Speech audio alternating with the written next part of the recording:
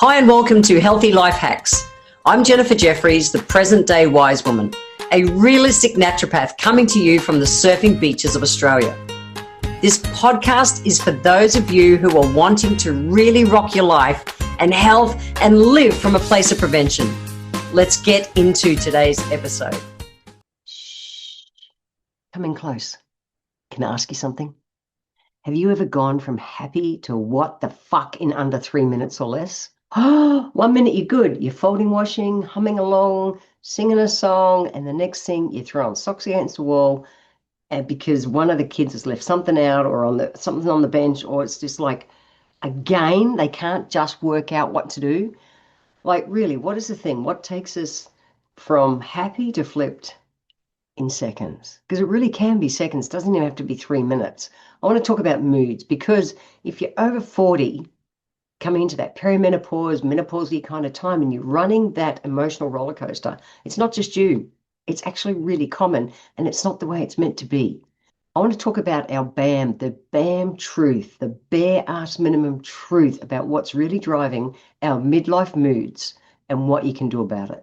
So the interesting thing is that the mood swings in life, like I said, they're really common, sadly, and especially in midlife. However, they're not normal. So they're not there because our body's broken. They're not there because there's something wrong. So they're not there because our body's broken. They are there because our body's out of balance. And where's the first place that in our body is out of balance shows up? Well, in our moods. Why? Because if you're not feeling on top of life, you're going to, whether it's something that's manifesting as pain, something physical, something whatever, it doesn't matter. You're usually going to be stressed by it, and it will show up in your moods. So that's why it's common. If something is just a random mood that comes here and there, we're not talking about that. I'm talking about consistently tired, cranky, hangry, all those things. So why do we see them more at this time of life, in perimenopause and menopause? It's simple. So our estrogen and progesterone and cortisol are doing a little dance with no real rhythm. They're not working together. So imagine you're getting an inconsistent production of hormones, stress hormones, and androgens and reproductive system hormones, because our adrenal glands are being taxed. Our adrenal glands are the core of our being. It's where our body deals with the stress of life. They're meant to get taxed. They're meant to get to recover. And when it doesn't happen, we get this inconsistent flow of hormones. So if we're feeling our emotions are out of whack before you go into the doctor and they do blood work and they go, look, there's nothing wrong with you. Yeah, there's something wrong with me. Well, that's what it can be. But we just, as naturopaths, we look at things differently. Like I said, the first place it shows up is our moods. But then on top of that, if you're doing broken sleep, your window of tolerance is so much smaller. You're not going to cope with the stresses of the day as well. So poor sleep is huge. Day to day just stresses. The kids going, mum, mum, mum, mum, mum. Just the work demands, the traffic. It's the middle of winter here at the moment. So I was like 1.8 degrees at the moment. So for someone like me who was a sun bunny, it was like, it'd be cold surfing this morning. But just life, it doesn't matter what it is. When we get to that point, stress has got us to that point that we're on the edge. And it takes nothing to tip us over. It's like the kids leave something out on the bench, or your partner steps out of their pants and keeps going. Little things, and it's not that thing. It's been the build up to all that that's actually gotten to this place. So we're snapping at people that we love, that we care for, we really wouldn't want to. You might be crying for no reason, like through a dog food ad, and you're just going, what the hell is wrong with me? Like, what the fuck? Really, what the fuck? So these are the most common things that I see in hormonally looping in women 40 plus all the time. So hormone changes, like I say. So where it starts is with hormone changes. Okay, you're in maybe perimenopause and menopause. Estrogen's meant to be dropping. That's meant to happen. You're meant to have lower progesterone. That's meant to happen. You're not meant to have spiking cortisol. When we get spiking cortisol, that's what causes that emotional volatility, that roller coaster, the anxiety, the irritability, the sadness from nowhere. Like, why? Crying, I shouldn't be crying right now. It's just up and down all over the place. And then that has like a stigma, an emotion attached to it. And it can be shame. I've met women who are in this kind of shame spiral. They're embarrassed. They're like, I shouldn't be feeling like this. I'm the queen of the world. I can cope. I can do all these kind of things. I shouldn't be in this. And when we're just, that frustration of that adds more stress, and it's feeding that cycle. We're stuck in this relentless, perpetual stress loop. So think about it at the moment. How long since you've really been on top of your moods?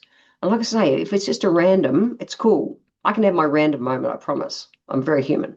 And I sure as hell don't do things as a consistent, because I build in all the things I say I do on my podcasts and on all the trainings and in my books and every single thing I do.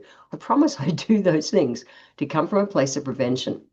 Like I said, mood swings, they're not flaws. It's not that we don't need to medicate them and push them into silence or push them down with wine or willpower, but we do need to just get what's going on, okay? And if you choose medication, that's all cool. That's all your journey. I encourage you to do some other things as well to help reduce things that might be influencing those mood swings, okay? So what is your BAM mood reset plan? Have you ever wondered how your life could have been different if you'd had access to this type of content at a younger age?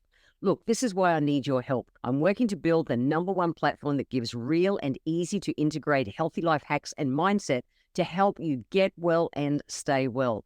This show only grows by word of mouth and new subscribers. It would mean the world to me if you could click the subscribe button right now, leave a 5-star written review, or drop a comment below. Share this episode with a friend and I would be forever grateful. Now, let's get back to this week's episode. These are my top 3 things that I would recommend to really look at what's sitting behind your mood swings. The first one is blood sugar, okay? We've got to balance our blood sugar to be able to balance our brain. So if we're skipping meals and then eating sugar at 3 p.m. or living on caffeine, our moods are going to swing like a pendulum. You won't stop it, okay? So I'm a big fan of fasting, supported fasting. I'm seeing lots of people doing what we call the 16 and 8. They'll have dinner tonight, then they won't eat until after lunchtime tomorrow. Well, that's wonderful, but then I'm seeing them eat crap because as soon as we're told we can't have something, we crave it. And so it's like, again, that's just feeding the problem. So if you're doing fasting, make sure it's supported, and it needs to be supported with good herbs.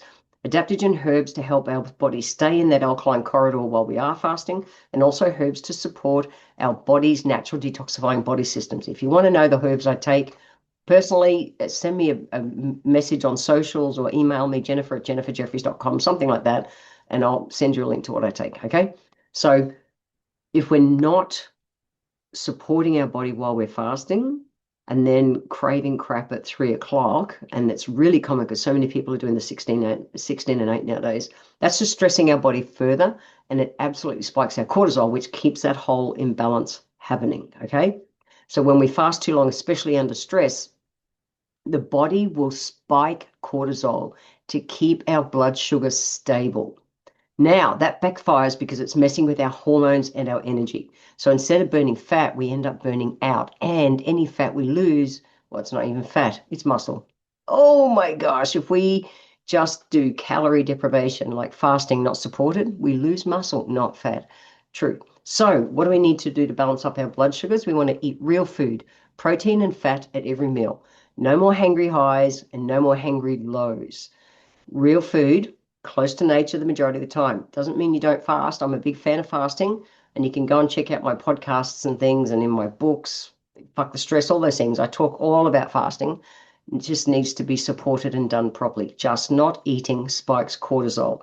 And especially as a 40-plus-year-old woman, it causes way more problems than it's worth. Okay? Do it properly. Send me a message if you're stuck. I'd love to help you. Number 2 is to give our nervous systems a breather. So try this 3-minute ritual. 3 minutes, not even 3 minutes. You can do it like for 1 minute and will benefit it. So this is by doing what I call the vagus nerve love tap. And this is part of my natural default nowadays. If I'm under stress, like literally, and I do it out in the surf, that's the place I get stressed the most. If I get dunked by a wave, I've got seconds before the next wave comes. And so I've got to be able to, I want to get my body out of survival mode really quickly so I can deal with the next wave. And it's 2 quick sniffs in and 1 long sigh out. Now what I'll do is I'll quickly put my hand on my body, or I'll wriggle my toes. I'll do something to get me into my body and out of my head. And it's like this. It's like, ah. So we want to sigh on the way out as well, because our vagus nerve runs down through our vocal cords. And so it's like we get a double whammy. So 2 quick sniffs in Ah. Doing that even twice will help get your body out of that alarm state. So my vagus nerve love tap, as I call it, those 2 quick sniffs and then a long sigh out, it's a game changer, especially for emotional roller coaster days. The more you do it, the more you create a default with it so that in the future, when you first start doing it, it'll probably be messy and you'll be like in the middle of a stressy thing and it's like, and then you'll hear Jen in the back of your head going, love tap, love tap, love tap. Do the love tap. And you go, oh, yeah, okay, yeah. Sniff, sniff. That's it. Do it. And eventually you'll create the new default that when you go to start spinning out, you'll just go straight to that. You can, neuroplasticity is amazing. You can totally create all new defaults. It doesn't matter what's going on, okay? So it's like hitting a reset button for your nervous system. Tells our body we're safe. You can calm the heck down now. You're safe. Okay, so when our moods swing from a high to a hard low, it's usually because our body is stuck in fight, flight, or freeze. The little breaths, the little love taps absolutely dials down our stress hormones and brings us back to center faster. No meditation app, no incense required, just you and your breath and a tiny bit of self-regulation magic. Okay? It tells our body that I feel safe, I'm okay. And then number 3 is to find your daily glimmers. So glimmers are those tiny moments of peace and wonderful and joy and beauty and connection and things. It's like the sunshine on your skin or a bird singing or playing with my dog Darcy's little soft ears. When we notice glimmers, our brain releases oxytocin, which is the hug drug, and also serotonin, which is satisfaction. They're natural mood stabilizers. I love looking for glimmers in life. It doesn't matter what it is. It's those little things that you just go, no, that's it. They're like nervous system magic and there's no supplements or anything. It's free. Just notice. Just notice. Go hunting glimmers. It is a tiny thing that I love doing in my day and makes such a difference to my moods because we're not moody. We're just transitioning through moods. And you don't have to have the, I can do this kind of white knuckle your way through it. It doesn't have to be like that. Mood swings are a sign of our body giving us a little tap saying, hey, I just need to have a chat, okay? And you don't need to fix them overnight, and we can listen to them. What I know for sure is that midlife doesn't make us less. It just makes us more real. More real. And that's what's important. So give yourself a break. Be gentle with yourself. Go, yeah, I've got this. And day at a time, keep moving forward. I want to thank you for being here today. If you enjoyed my podcast, please let me know by leaving a review on Apple Podcast. Every month, I draw one lucky person who leaves a review, have a free 1-hour consultation with me. Be sure to subscribe to the show wherever you're tuning in from so that you always catch the next episode. I welcome your emails and you can write to me at podcast@healthylifehacks.com.au. Until next time, remember, when it comes to life, live it, love it, and get on with it.